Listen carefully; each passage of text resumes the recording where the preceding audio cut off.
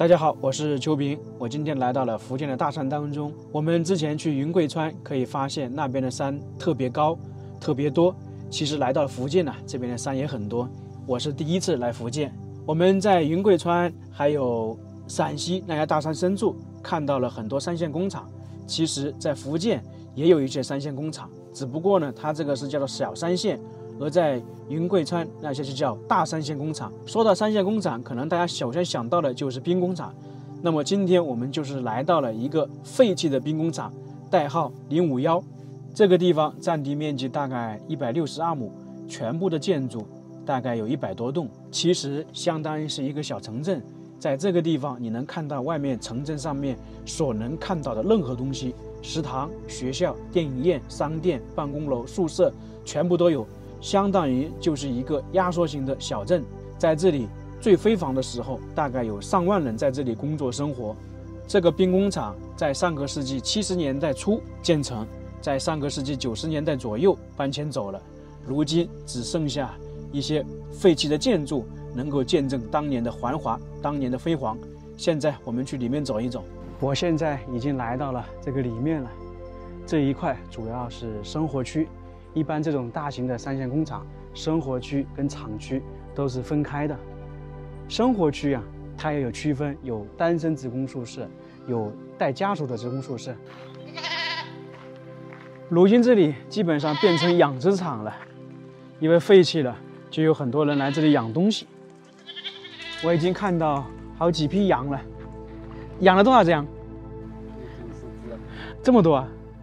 刚刚遇到一位在这里养羊的大哥，他跟我说，这个三线工厂、兵工厂大概是89年就搬走，后面在90年代呢，有另外一个工厂来这里办公，但是很快也搬走了。相对来讲，这个兵工厂算是废弃了30多年。你看前面这些应该就是宿舍，最上面的那个黄色的就是学校。一般这种大型的三线工厂，它都是有学校、有医院，还有电影院等等，就相当于是一个小城市一样。这些学校等一下我们要上去看看。那么可以明显的看得出来，这边是比较老的，那边是黄色的。它这些房屋修建的话都是分阶段的。这个大型工厂刚才说了是上个世纪70年代建立的，那么70年代有一部分房屋，80年代也有，因为随着生产规模的扩大，那个员工越来越多，房屋呢肯定也如春笋般的拔地而起嘛。走进一栋房屋看一下，我们这里其实还只是在路口这一块，大规模的那些房屋还在里面。这个地方有点看起来像是办公的场所，因为中间有一个很大的空地，在楼上楼下上班的人、办公的人休息的时候可以在下面走一走。我们来找个房间看一下。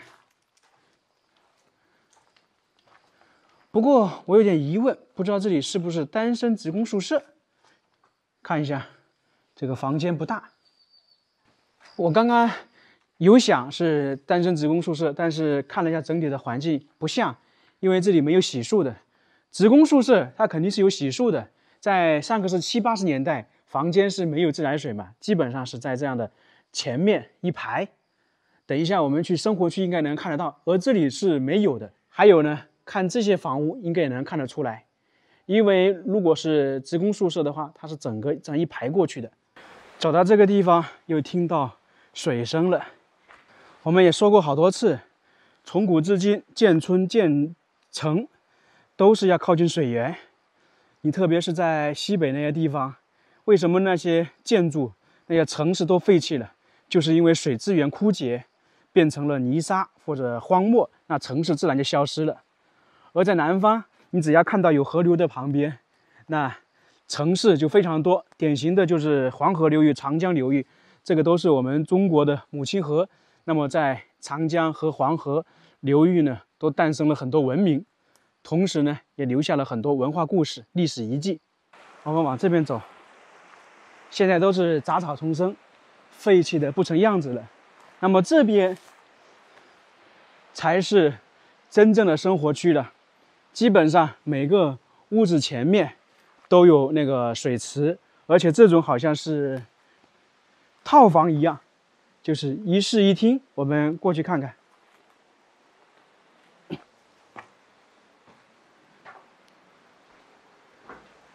看到没有？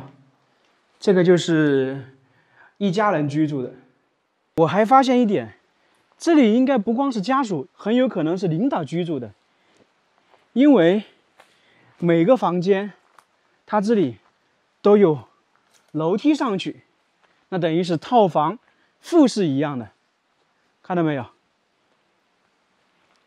我们走上去看看，下面刚才我们看到的布局是一样的，这楼上的是咋样的呢？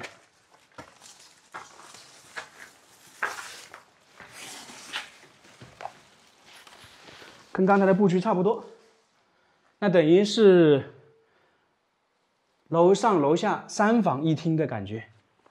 我是第一次看到3线工厂是这个样子，每个房间有楼梯上去，并且每户旁边有一个水池。这个黄色的不知道是什么时候修建的，但看起来比我们刚才看的那些都特殊一点。这边草太茂密了，不好走。我看看其他方向能不能进去。从外面看的话，这些房屋应该是一室一厅的。下面这里都被泥沙掩埋掉了，上面也倒塌完了。不过来到这些地方，就是空气非常好，所以我们可以看到很多3线工厂啊。有一些老的职工在那里生活了几十年，他不愿意搬。特别是我们上次去江西一个工厂，他好多老人就居住在那里，他们都说这些地方适合养老，生活习惯了，不愿意搬到城市里面去。像现在我们看到的这个，明显的就是办公楼了。这个应该是上个世纪80、90年代修的，比较新一点。在旁边还有很多宣传栏，那么以前的很多的通知就放在这个地方。有什么活动都会贴在这里。在刚看到的办公楼对面也有一栋房子，我一开始以为也是办公楼，碰到一位工作人员告诉我们，他说这个是电影院，是当时福建最豪华的电影院，现在里面有很多狗，进不去参观，只能从外表看一下。那在这里当时可是非常热闹的。在这边上面看看有什么。刚才在这个里面，这个工作人员告诉我，这边的建筑差不多有100栋。我好像来到了学校，因为在这里看到了黑板，那这些明显就是学校的特征了。啊！哇，好多这种刺啊，扎到了。这个就黑板了，这个应该是小学吧，或者是早期的学校。我们刚刚在最外面看到那个黄色的也是学校，应该是后面修建的。我们已经看到了学校，还有电影院。等一下看看能不能找到医院，看看身后这些房屋，如果整理一下，完全是可以住人的，全部荒废在这种大山里面，非常可惜啊。在这个地方是4栋一样的，看起来是那种宿舍，浓浓的年代感。哦，这里就是家属楼，也有可能是领导居住的。走到这栋房屋就感觉非常干净，应该是有人打扫。我们刚才在外面看的那些就杂乱无章，里面乱七八糟的。这个就是房屋的内部情况，一般是2卧1厅，还有一个书房。因为这种房屋建得早的话是没有洗手间的，它是在其他地方。这个是典型的70年代左右房屋的特色。我们看了很多3线工厂，基本上布局都是这样的，一个稍微大一点的，一个稍微小一点的。那么像这些地方，可能就是很多人的回忆啊。很多人在这里出生，在这里长大，而很多人呢，就是在这个地方成家。这个门又可以出去，相当于是一个小阳台。当然，这个是后期经过有人修缮的，它的布局都是一样。我估计这些房屋应该就是干部居住的。然后给大家看一个有特色的地方啊，我们一般南方晒衣服就直接挂在这里，那里有个铁丝，衣服晒在这里。而如果大家去了上海的话，在这个上面呢，就一个这样凸出来的衣服或者被子是散在外面。这个不知道是上海还是说整个北方是特色，因为我去北方去的少。你说这些整理一下，完全是能够住人的。其实也不用怎么整理了，你弄个床就可以了，这么干净，墙壁都不用怎么弄。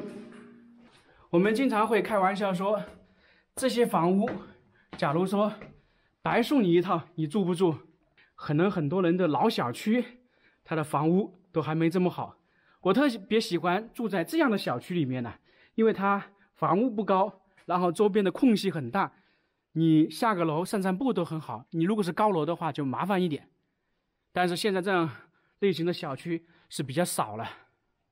这栋黄色的房子应该是后期修建的，布局跟刚才我们看的都一样。像住在这里的人，他们洗漱就在这里。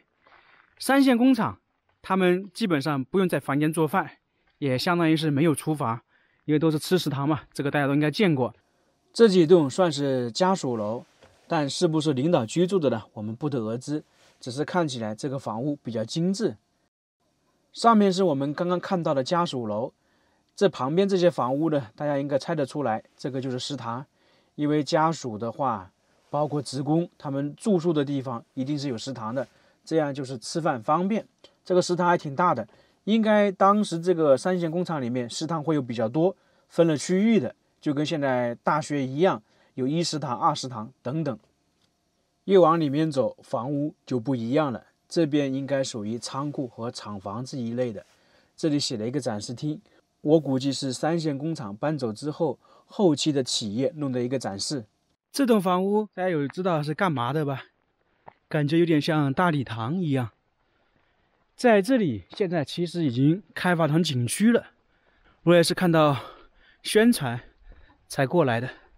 最后看一下这些，这里厂房也是经过修缮的，空空如也，里面的布局是这个样子。其实你不管走到任何一个地方，它的厂区、厂房都大同小异，包括我们现代的也是如此。你只有说把这边摆上设备才会不一样。总体可以这样说，上万人的工厂搬走，上百栋的建筑如今全部荒废了，只留下了一座空城。